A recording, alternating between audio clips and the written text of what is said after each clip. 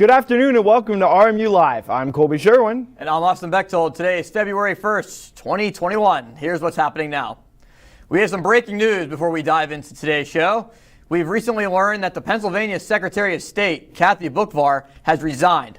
Boockvar reportedly failed to advise a proposed amendment to the state constitution that would open a 2-year window for survivors of child sexual abuse to file lawsuits when they have aged out of the statute of limitations for suing. Schools and organizations from all across the area have canceled or delayed activities due to constant downfall of snow that took place last night. It snowed just about all night here at Robert Morris University, and we spoke to groundskeeper John Tucci, who has been working hard to keep the walkways safe today. Basically, it looks like there's over 6 inches here, but we know that we've been working Sunday and Monday shoveling it. That just got a great crew of guys, everybody, the women, the men, everyone's working together, trying to get around the campus on the steps and sidewalks, and the students and the faculty, everyone's so appreciative. So we'll try to make sure it looks good, but there's definitely looks like there's over 6 inches here right now, but all in all, we're doing pretty good with it. Well, basically, when you put the salt down too, when you spread the salt, when you're after you're shoveling, it helps, because when there's more snow that comes down, it can help you for some time and still keep everything really good so that people can walk on it. It can actually help when you continue to have like heavy snows. It can help some, and then hopefully basically when you get some breaks like this, you can clear out more areas with the machines and the shoveling to make the areas widen. But all in all, it's going pretty good, and the temperature's at a temperature where it can work out pretty good with the salt. But all in all, with the shoveling and that, it's going pretty good. The purity of it, the holiness of it, how beautiful, everything looks so brand new, just like a new child, a new baby. Everything looks so uplifting, and the campus looks so beautiful and so clean with the campus and the snow on it, on the hills, with all the hills and everything here. It makes this campus look so beautiful. So there's a tremendous beauty to it, and there's a beauty to all seasons, but there's a real beauty to winter, and God is shining His grace on the beauty of this campus, and we're honored to see such beauty as we keep the campus looking beautiful. And I wish all of you the best, and everyone, and let you know we're always here for you, and I'm always here for all of you, and I'll continue to bring my kindness and help you any way I can. I hope all of you have a nice day. Thank you, Mr. Tucci. The Pittsburgh area was hit hard with a ton of snow last night. Will it continue? Let's send it over to John Blinn to give us a look at today's temperatures.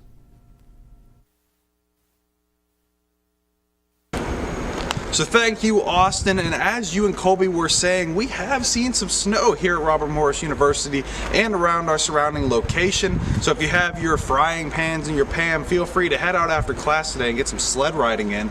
And it's going to be a good day to do it because, surprisingly enough, it is not too cold. We're looking at a high of 32 degrees today, right there at the freezing point, and a low of 22 degrees. Right now, the humidity is at 90%, and as you've been able to tell by being outside today, the chance of precipitation is 91%. So we're expecting to see continuous snow throughout the day. And if you look at our hourly forecast, you're going to see temperatures gradually start to go down. At 3 p.m. today, we're looking at 32 degrees. At 6 p.m., just going down 1 degree, 31 degrees. And by 9 p.m. tonight, you could see 30 degrees Fahrenheit outside. So you can have that sledding wrapped up by 9 p.m. as it gradually starts to get a little bit colder.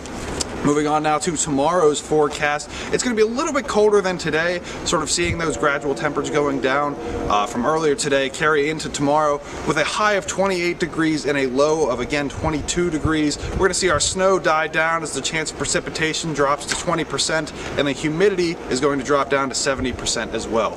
So you can stay tuned with us at RMU-TV, and we will be back later for a full look at the week's weather, and we will see you later. Stay tuned. Back to the desk with Austin and Colby.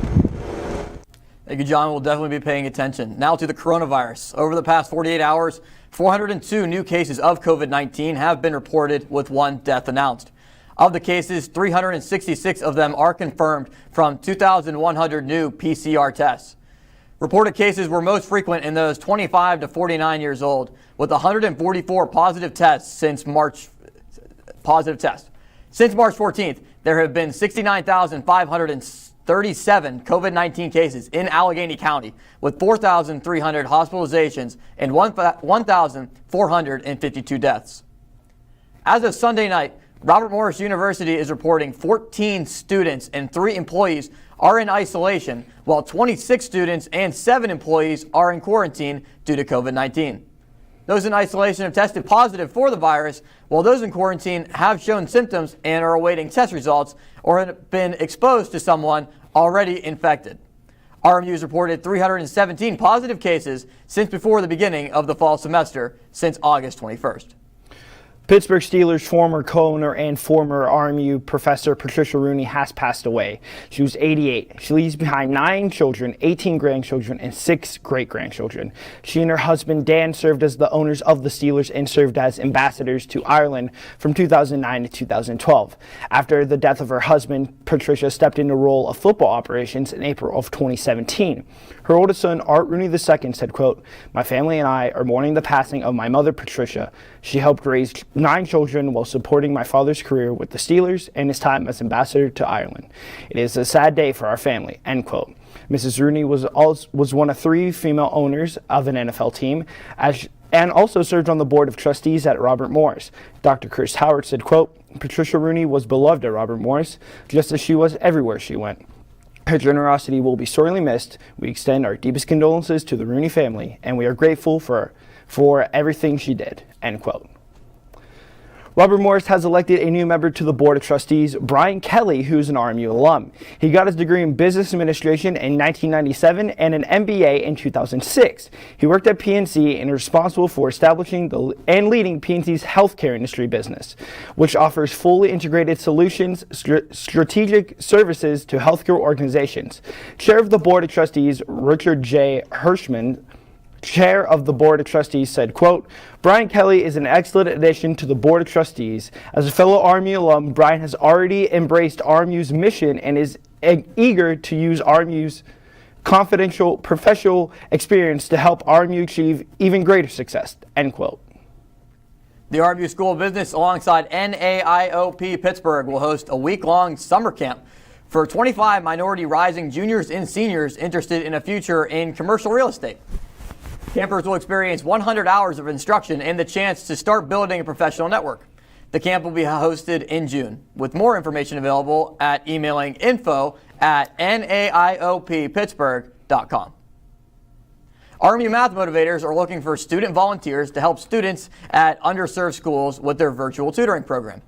Math Motivators pairs underserved middle and high school students with actuarial science professionals and college students with a math strong suit. Some students who have received help from the program have seen their test scores improve dramatically. Current ASCI and SPA members are welcome to volunteer their time and have the opportunity to get set credits and other prizes awarded for their help. The winter weather that we've seen outside has not stopped Robert Morris sports from continuing. Nathan Breisinger's live in our sports center to give us the latest. Nathan? Thanks, Colby. It was another busy weekend across the realm of Robert Morris sports as 5 different teams took to action. The women's basketball team took to the People's Court at the UPMC Event Center to take on the Youngstown State Penguins. The Colonials extended their win streak on Friday to 3 games with a 61-46 win over YSU. They had a different fate on Saturday, however, losing 71-64. Rising freshman star Sol Casher recorded back-to-back double-doubles against the Penguins. As for the men's basketball team, they hit the road without star forward A.J. Brahma to take on Wright State. The Colonials dropped both games on the weekend, including a 20-point loss on Saturday. RMU has now lost 6 straight games, currently placing them last in the Horizon League. Now let's head down to Neville Island as the women's hockey team faced off against RIT for a 2-game series. The Colonials brought the heat this weekend as RMU outscored the Tigers 12-0 in both games. Reagan Kirk and Ariel DeSmit backstopped the Colonials over the span of both games to earn 2 shutouts respectively. In Game 2, Lexi Templeman put together a natural hat trick in the first period to lead a 7-0 rout over the Tigers. Following the women's team, the men's hockey team took on Mercyhurst that saw RMU fall down 3-1 early in the third period, but a ferocious comeback prevailed the Colonials over the Lakers 5-3. Also in action on the weekend, the indoor track and field team competed in the YSU Mid-Major Invitational. The big winner on the weekend was Estelle Katende, who claimed first place in the shot put for the Colonials. Now looking ahead, the volleyball team returns to action after dropping both matches against Oakland last week. looking to rebound. The Colonials hit the court tonight and tomorrow to take on UIC in Chicago. That's all the sports for now. Let's send it back over to the desk.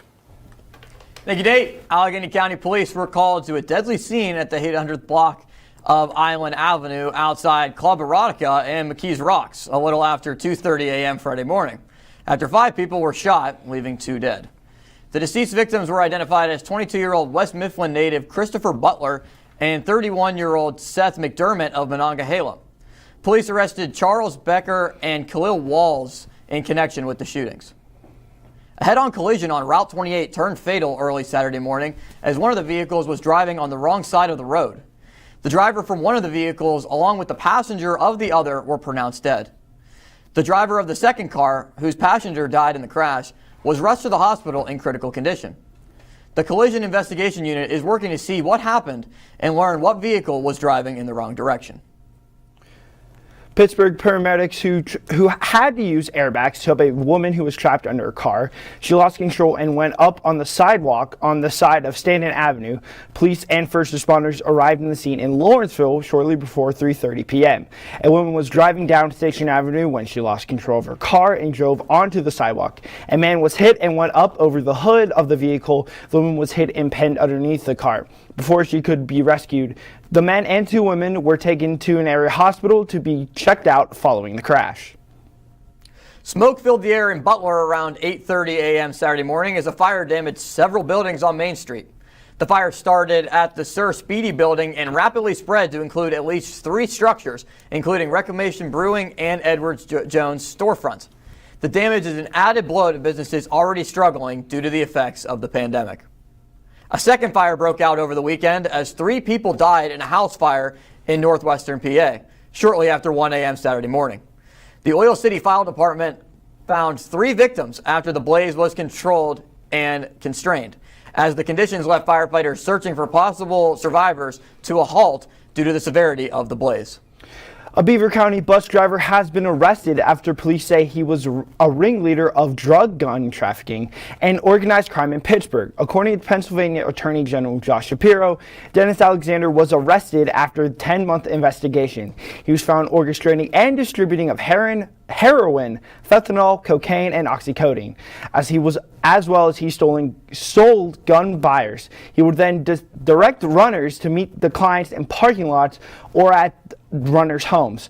During an undercover operation, one person connected to Alexander threatened the agent, saying, "This is my house. If the feds hit it, I know it was you." Suncoast Lane's bus company says the South Allegheny School District owes them $800,000. They say the school district could have paid them due to the CARE Act. This morning, South Allegheny students had to find their own way to school. The Allegheny County Health Department has shut down 2 local businesses due to not being up to department code. Donahue's on Fallowfield Avenue in Beachview and Katie's Cakes in Munhall were ordered to shut their doors for operating without a valid health permit. The health department website will be updated when the business closure orders are removed.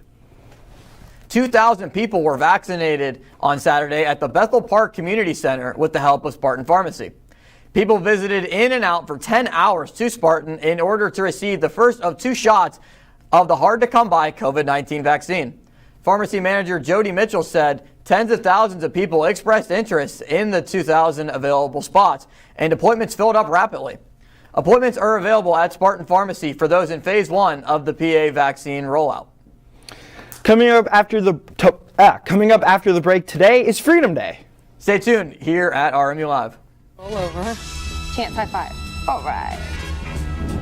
When you adopt a shelter pet, you discover all the things that make them unique. And your mother and...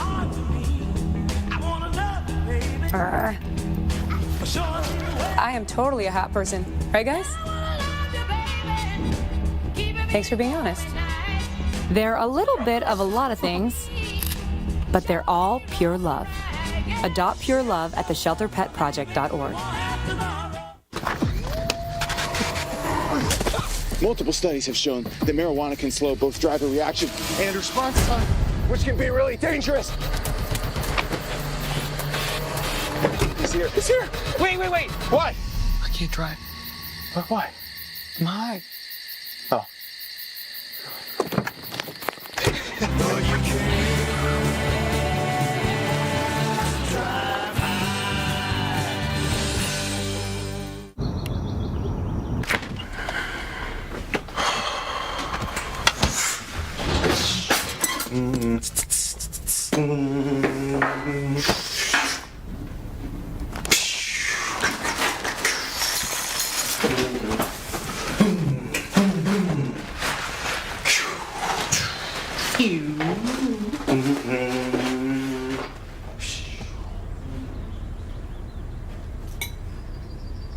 Stem is precise, no margin for error. Dare to forget that. Dare to have fun with it. Get weird with it. Dare to send those old STEM theories flying past the neighbor's house into outer space. Dare to program something internet-breaking, record-breaking. Dare to blow their minds. Dare to learn the difference between sedimentary and metamorphic rock. Go find those rocks. Dare to keep daring. Dare to STEM. Check out She Can STEM to get started. Welcome back to RMU Live. Black Lives Matter has been nominated for the 2021 Nobel Peace Prize for the way the group called for systematic change in his nomination papers. The Norwegian MP Peter Edge said, quote, "I find that one of the key changes we have seen in America, but also in Europe and Asia, is kind of increasing conflict based on equality. Black Lives Matter has become very important worldwide movement to fight racial injustice," end quote. Today is February 1st. It is Freedom Day. National Freedom Day is observance in the United States that honors the signing of a resolution that proposed the 13th Amendment of the nation's Constitution. Abraham Lincoln, who was president at the time, signed the resolution to outlaw slavery. This anniversary is observed on February 1st. A group of Senate Republicans are asking President Biden to work with them on a different COVID-19 relief plan. 10 GOP senators sent a letter to the president Sunday with a counter-proposal to his $1.9 trillion package. CNN's Melissa Rainey has the details on this new plan. A counter-proposal to President Biden's COVID-19 relief plan. 10 GOP senators sent a letter to Mr. Biden on Sunday asking for a meeting and the chance to work together on drafting the COVID-19 relief package. It specifies the proposal that we think is more targeted and more appropriate for the times we're in. And my hope is the president will meet with us and we'll be able to work out something that is bipartisan. We've done it 5 times. You know, we've had 5 COVID-19 packages that are entirely bipartisan. Let's do it again because that's what would be best for the country.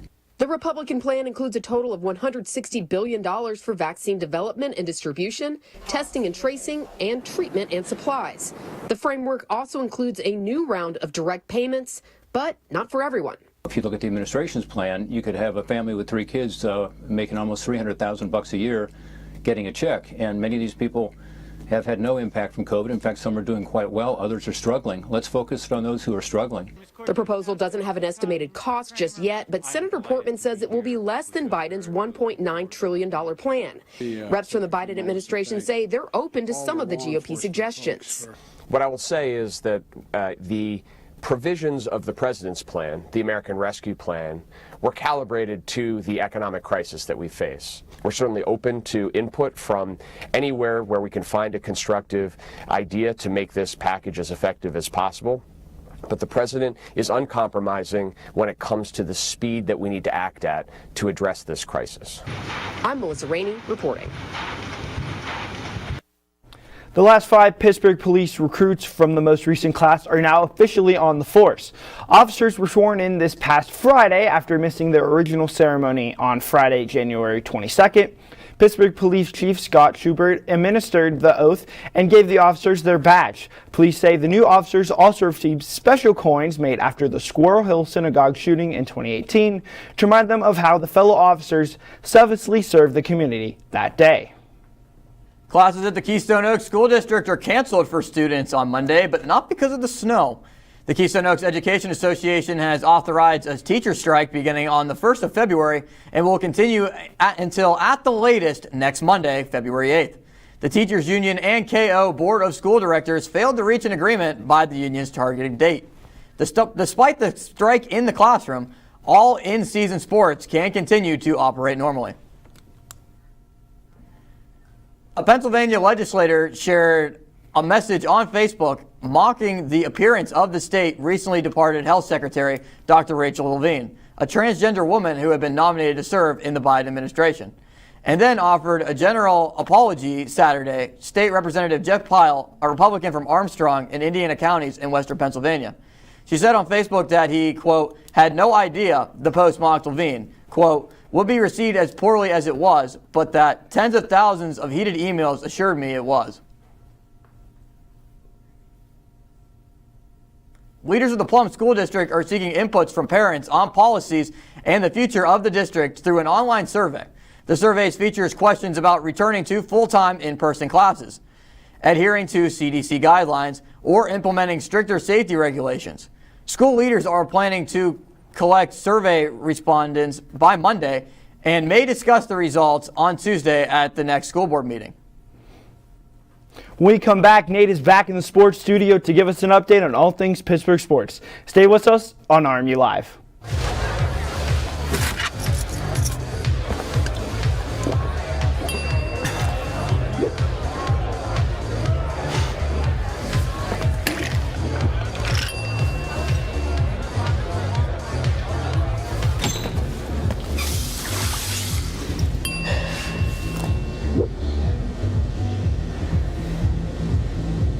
If you need to do something to feel okay to drive, you're not okay to drive.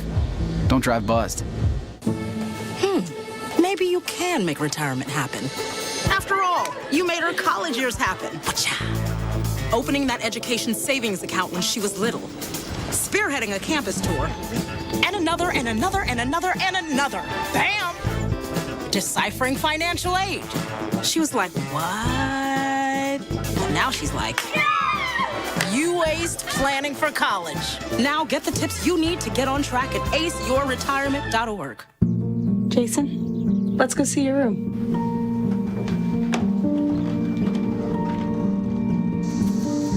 No, that's not right. How is it? Is it good?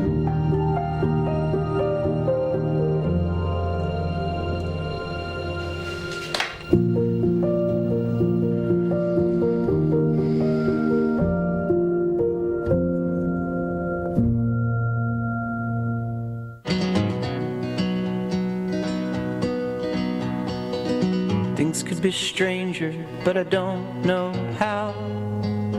I'm going through changes now. Could spend a lifetime trying to figure it out. I'm going through changes, through all of the strangeness. I'm going through changes now. Dust off those pagers, Walkmans, and Patrick Division champion shirts and prepare to go back to the past as the Penguins debut their reverse retros jerseys tonight against the New York Rangers.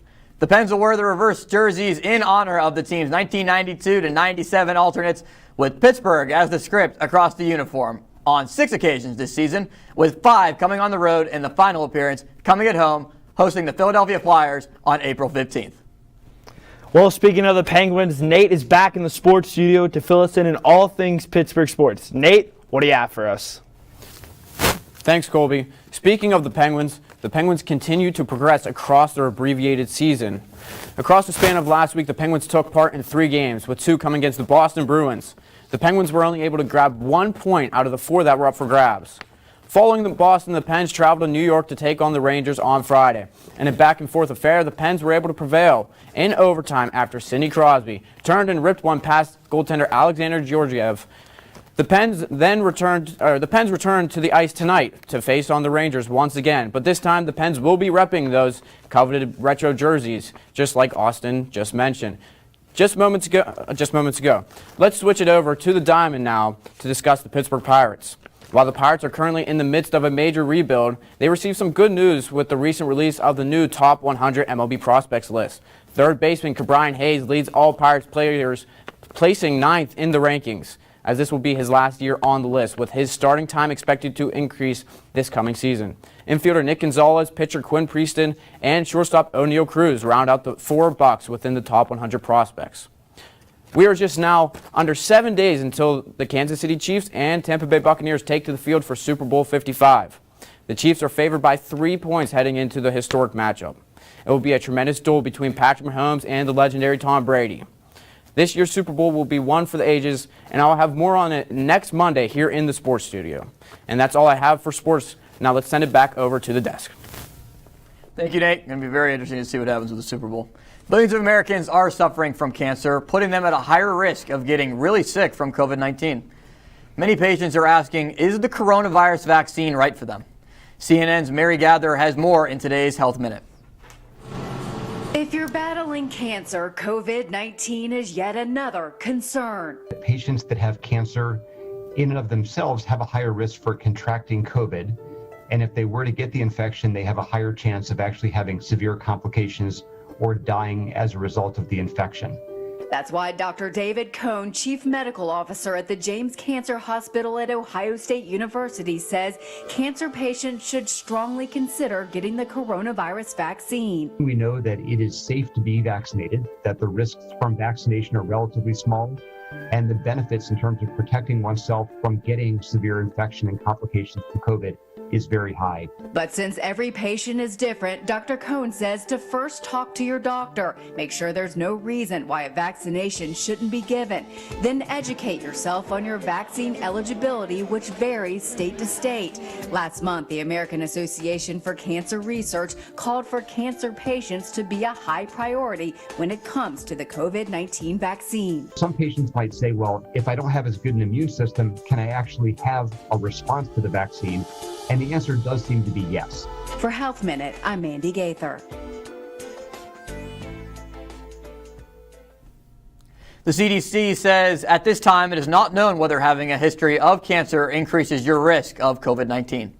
Talking to your doctor can help determine your individual level of risk of when to receive the vaccine. We come back when we're going to head to a break. Stay with us here on RMU Live.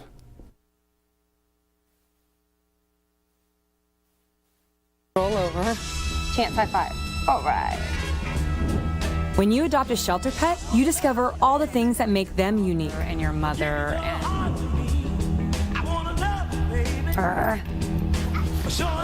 I am totally a hot person. Right, guys? Thanks for being honest. They're a little bit of a lot of things, but they're all pure love. Adopt pure love at theshelterpetproject.org. Multiple studies have shown that marijuana can slow both driver reaction and response time, which can be really dangerous. He's here. He's here. Wait. What? I can't drive. But why? My. Oh.